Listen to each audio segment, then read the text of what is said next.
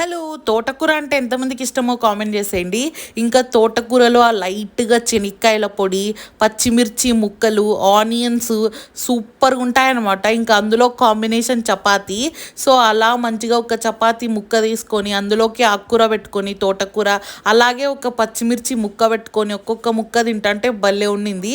ఇంకా మా మమ్మీ చపాతీ మంచి సాఫ్ట్‌గా, స్మూత్‌గా, పొరలు పొరలుగా చేస్తదనమాట. చాలా బావుంటది. లైక్ అంటే చపాతీ చేసిన ఒక 2-3 అవర్స్ తర్వాతైనా సేమ్ మెత్తగా సాఫ్ట్గా భలే ఉంటుంది.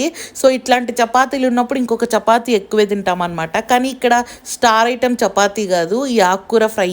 తోటకూర ఫ్రై జనరల్గానే ఆకుకూరలు హెల్త్కి మంచిది అంటారు. దాన్ని ఇంకొంచెం టేస్టీగా చేస్తుంది అనమాట మమ్మీ. చెనిక్కాయల్ని లైట్గా వేయించి దాన్ని పొట్టు తీసేసి పొడి దంచి అందులోకే ఇంకా గార్లిక్ ఉంటాయి కదా తెల్లవాయిలా వేసి పొడి దంచి వేస్తుంది. తోటకూర చపాతీ బెస్ట్ కాంబినేషన్ అంతే.